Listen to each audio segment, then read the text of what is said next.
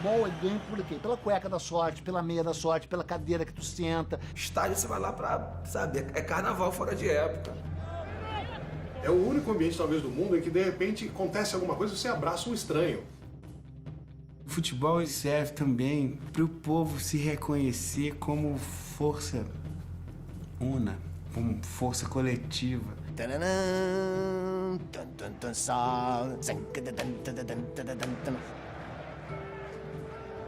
O futebol influencia a conduta do brasileiro e a conduta do brasileiro influencia o futebol, né?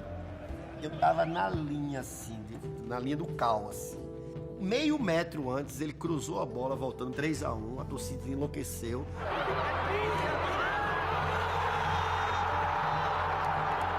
Eu acho que o futebol vem do samba, o futebol brasileiro, que tem uma ginga.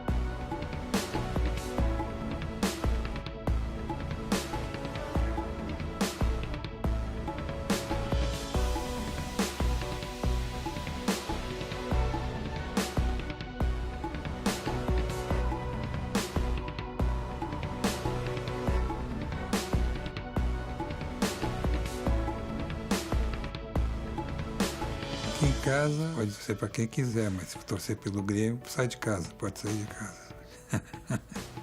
Não, todo mundo aqui é colorado.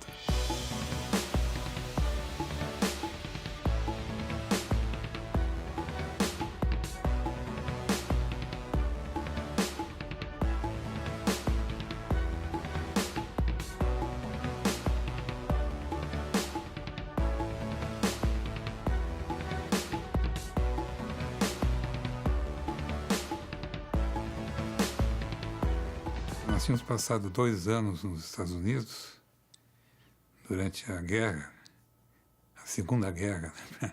Então, uma das maneiras que eu tive de me reintegrar no Brasil, depois de 2 anos fora daqui, foi através do futebol. Comecei a acompanhar pelo rádio, eventualmente fui ver meu primeiro jogo, que foi um Grenal.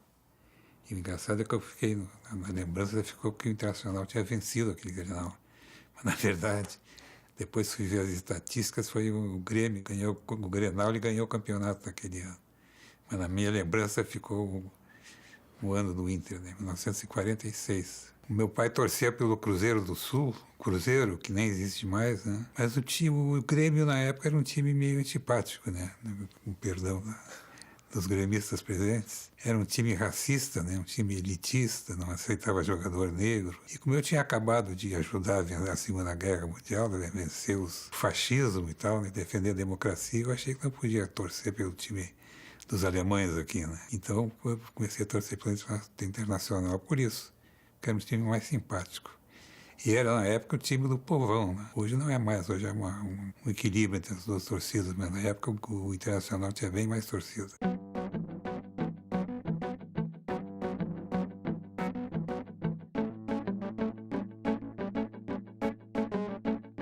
E em 1946, eu tinha 10 anos de idade, a partir daí eu passei a ir sozinho nos estádios, né? Foi no estádio dos Eucaliptos, que era o antigo estádio do Internacional.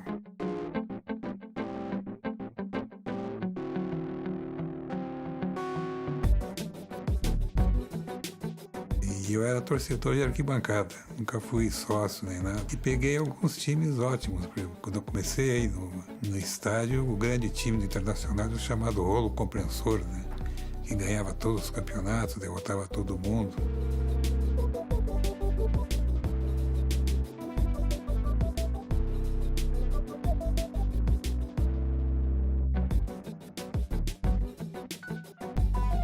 Depois teve outra fase do Inter muito boa, que foi a fase que jogou o Larry, centroavante Larry, o Oreco, que foi para a seleção, Salvador, que teve na seleção também, e no ataque tinha o Larry e o Bodinho, que faziam uma famosa tabelinha. E depois, o terceiro grande internacional, vamos dizer assim, foi o do Figueroa, né? Campeão brasileiro em 75. Esse campeonato do Inter em 75 eu acompanhei do começo ao fim, né? Inclusive conhecendo os jogadores, o Figueroa, o Paulo César, o próprio Falcão. E a grande sensação dessa época foi justamente aquele gol do Figueroa que decidiu a partida contra o Cruzeiro, né? Atenção, cobrador Figueroa, chegou de cabeça.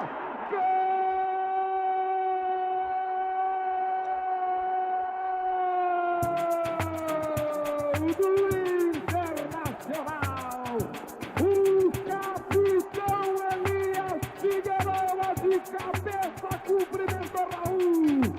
Na bola que veio de Valdomiro. Agora o mar vermelho no Beira-Rio. Se formou uma mística em torno do gol, porque foi uma centrada da direita e o Figueroa entrou de cabeça e marcou o gol. E na hora que ele acertou a bola, apareceu um raio de sol, abriu umas nuvens e apareceu um raio de sol justamente na cabeça do Figueroa. Um belo jogo, a melhor lembrança que eu tenho daquela época é esse jogo final de 75. Vai terminar a partida. Terminou. Campeão do Brasil. Saiu o Minelli pro vestiário. O Inter é campeão brasileiro. Aí a emoção da torcida invadindo completamente o gramado. Bom, meu maior ídolo era o Tesourinha. Quando eu comecei a ir a futebol, com 10 anos de idade, o Tesourinha era a grande estrela do Internacional, né? De vez em quando era convocado para a seleção brasileira. Veio um juiz inglês apitar o Campeonato Gaúcho, porque nem Grêmio nem Internacional confiavam muito nos juízes daqui, né? E eu me lembro de uma vez, eu estava nesse jogo, o Tesourinha fez uma jogada tão brilhante que o juiz foi lá e cumprimentou ele, apertou a mão dele. Primeira vez que eu vejo isso num campo, né? O juiz ficou maravilhado e foi apertar a mão do Tesourinha.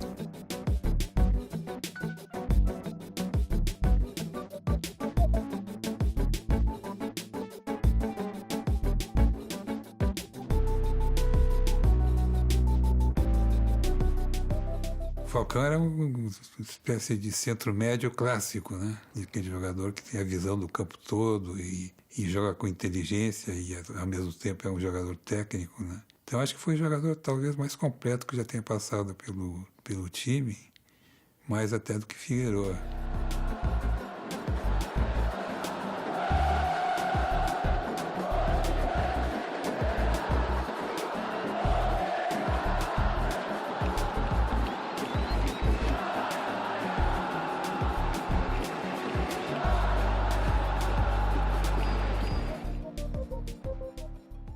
Quando era pequeno, com aquele amor pelo futebol, eu tinha time em tudo que é lugar, né? Mesmo que eu nem conhecesse que camiseta eles usavam, eu tinha decidido que era meu time. Tinha o Colo-Colo no Chile, tinha o Tottenham em Londres. Então eu gostava de times sem saber exatamente quem eram, né? Só pelo nome, só pela atuação. Botafogo é meu segundo time. Um pouco em função do Internacional, porque vários jogadores aqui do Inter foram jogar no Botafogo. Eu me lembro do Ávila, do Roarinho e outros. Meio que transferi meu amor pelo Inter para o Botafogo também. Sempre que aparece um jogo desses times na televisão, eu tento ver.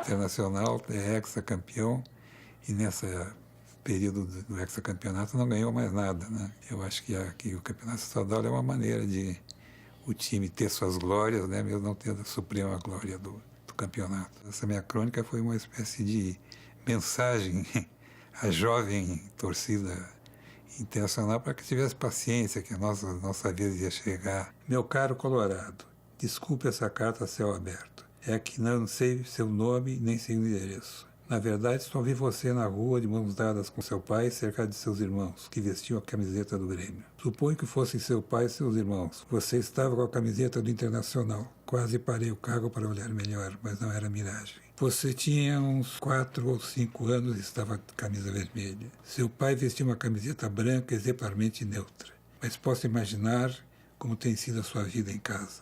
As provocações, os petelecos, a flauta, o martírio. E lá estava você de camiseta vermelha e antigo escudo orgulhosamente no peito, desafiando todas as provações. Não sei se você sabe que várias coloradas da sua geração não aguentaram e trocaram de time. Levaram pais e avós ao desespero, mas não suportaram a pressão do sucesso gremista.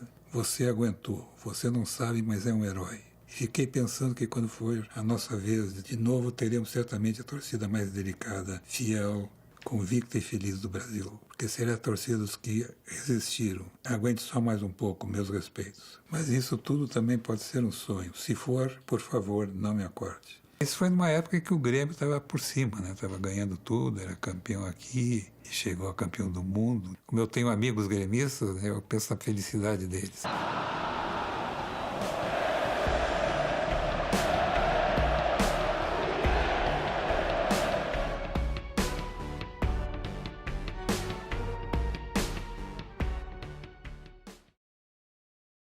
O Beira-Rio, quando começou a ser construído, era terrada do rio, né? Então foi construído assim, tijolo por tijolo, pelos torcedores, pelos próprios torcedores, né? Foi um verdadeiro mutirão de torcida para construir, conquistando o terreno do rio e pelos torcedores mesmo, contribuindo. Fui na inauguração, que foi em 69, né? Sempre digo que no futebol eu sou um espectador, apesar de ter frequentado bastante os estádios, depois acompanhado a seleção em todas as Copas até agora. Depois frequentei bastante, mas depois parei de ir e voltei aí na reinauguração do estádio novo.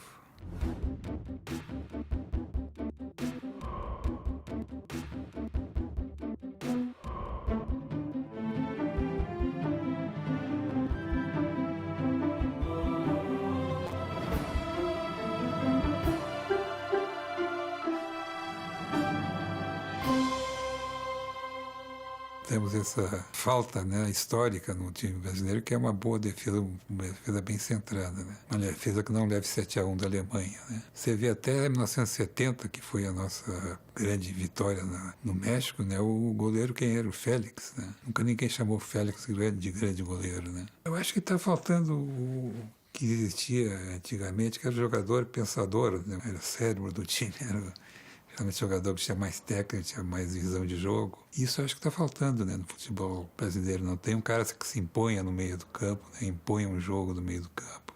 Como fazia o Falcão, meu melhor exemplo, né? Então o futebol mudou, mas quer dizer que não é mais uma característica brasileira.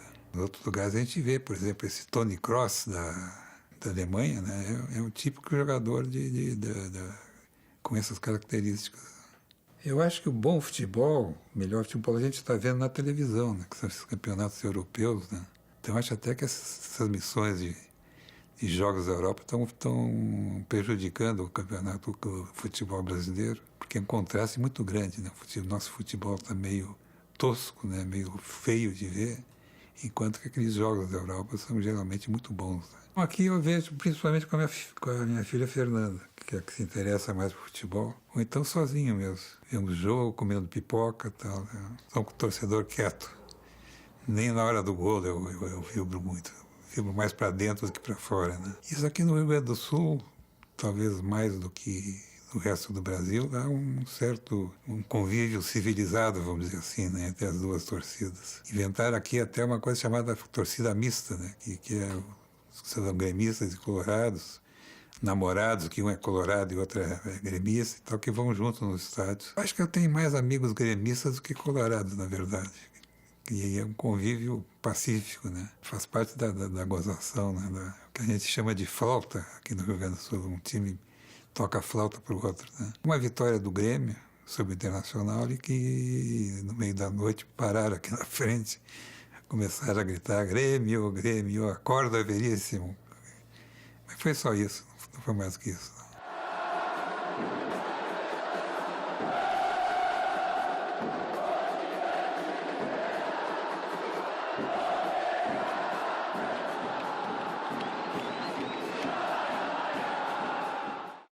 É uma relação que as pessoas têm com o futebol que eu sempre digo, é a única coisa que a gente traz da infância, né? O único prazer ou atividade que a gente traz da infância e fica até velho, né? Não muda nada, é sempre uma coisa meio irracional, uma ligação com o clube meio irracional, que perdura por toda a vida, né?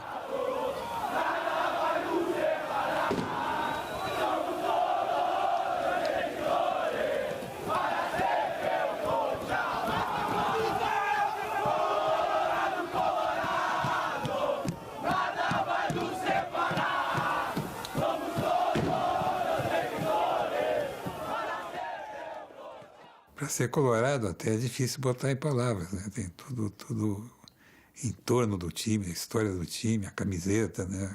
A seleção, claro que mexe com a gente, né? Mas eu prefiro o sucesso do meu time mesmo. Glória do desporto nacional, ó internacional, que eu vivo a exaltar. Levas apagas distantes, feitos relevantes, vives a brilhar. Olhos onde surge o amanhã, radioso de luz, varonil. Segue tua cena de vitórias, colorado das glórias, orgulho do Brasil.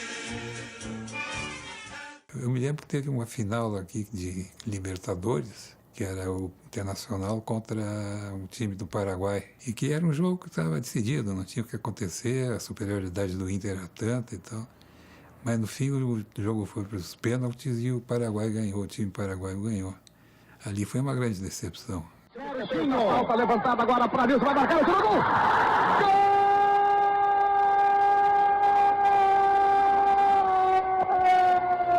Loucura no...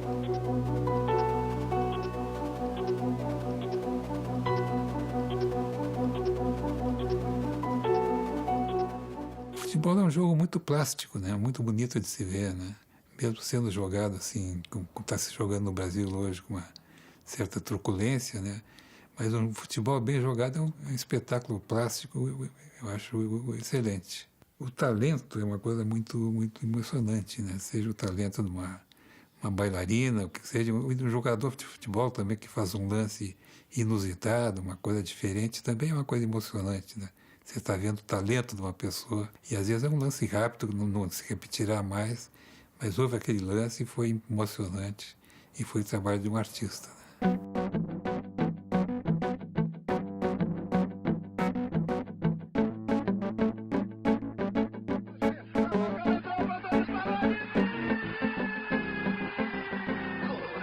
Nós sempre tivemos essa ideia do brasileiro como sendo superior, né? No sentido de ser da malícia, da invenção, da inventividade, né? Isso se perdeu um pouco nesses últimos anos, né? Quando se viu que na Europa também se jogava futebol, também tinha dribladores e lances brilhantes, né? Antigamente era uma coisa que se julgava como sendo uma característica brasileira, né?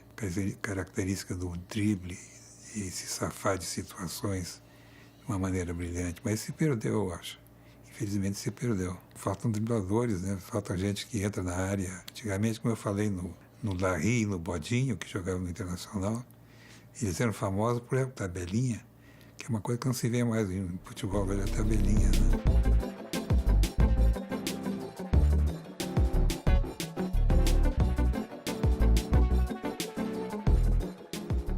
Nós tínhamos o campeonato mundial do Grêmio meio que atravessado na garganta, né? Só o Grêmio tinha sido campeão. A vitória do Inter teve esses significados todos, né? O fato de ser uma vitória brilhante sobre o Barcelona, né? E o fato de a gente alcançar o Grêmio, né?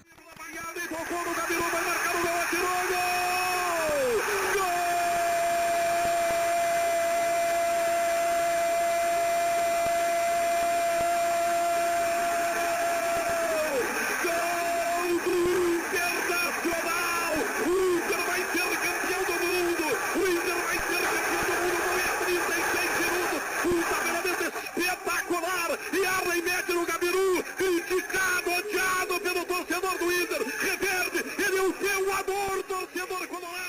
Klemer não era um grande goleiro, mas naquele jogo ele foi fantástico, né? Eu acho que foi um dos 2 ou 3 responsáveis pela vitória do Inter. O Gabiru era um jogador muito controvertido, a torcida não gostava dele, ele entrava em campo, era vaiado pela torcida, e foi o herói do campeonato mundial, né? Nós aqui em casa, nós todos nos natais, nós sempre fazemos uma árvore de Natal, e nesse ano, em cima da árvore de Natal, em vez de uma estrela, tinha uma figura do Gabiru, foi nossa homenagem para ele. Quando o Internacional voltou, tendo vencido aquela Copa, foi recebido em triunfo aqui em Porto Alegre, né? E a torcida gritava: desculpe, Gabiru, desculpe, que tinha criticado tanto ele, né? E ele era o herói do momento. O do Gabiru foi, obviamente, né, o fato dele ter feito o gol que nos deu o campeonato, e o fato também de ele ser um jogador meio combatido pela torcida, né? Eu imagino que eu devo ter juntado essas 2 questões e feito o texto, né? Era um herói inesperado, mas foi o herói daquele momento. Né? O passado é prólogo. Certos acontecimentos dão força a essa frase. Transforma tudo que veio antes em preliminar em mero antecedente. Ou, para usar outro termo literário, em prefácio. Você se dá conta de que tudo que houve até ali, toda uma vida, toda uma história, foi simplesmente preparação para aquele certo momento, depois do qual nada será como era. E o passado ganha uma lógica que não tinha. Você passa a entender tudo em retrospecto. Tudo tinha um sentido e você apenas não percebera, na falta do momento máximo. A vitória do Grêmio em Tóquio em 83, nos anos medíocres, o quase rebaixamento, as finais desperdiçadas, os vexames, as desilusões, tudo era prólogo para ontem. Agora ficou claro, agora ficou lógico. O próprio destaque com melhores do mundo, conquistado pelo Barcelona e pelo Ronaldinho, fazia parte da preparação para o nosso 17 de dezembro, que não teria o mesmo gosto épico se o adversário fosse outro. Tudo era armação para aumentar o brilho e o drama do nosso momento máximo. Tudo se encaixava. Ou você pensa que a saída do Pátio do Fernandão foi obra do acaso, esse autor sem imaginação. O resultado veio sendo construído aos poucos, desde antes da fundação do Internacional, antes de Pedro Álvares Cabral, antes de Homero e das Pirâmides. E eu sabia que havia uma justificativa histórica para o topete do Gabiru. Tocou no Gabiru, vai marcar o gol, atirou, gol!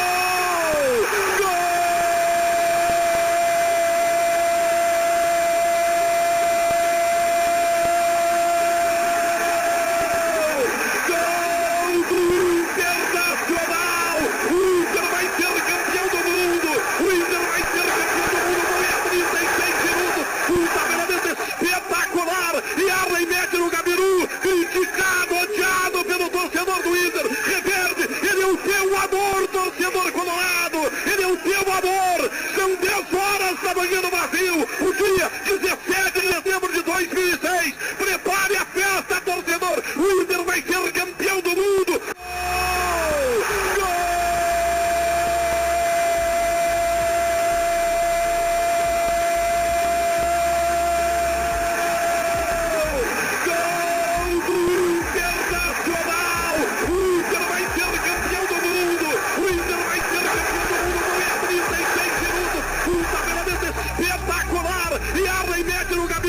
Criticado, odiado pelo torcedor do Inter, reverde, ele é o teu amor, torcedor colorado, ele é o teu amor, são 10 horas da manhã no Brasil, o dia 17 de dezembro de 2006, prepare a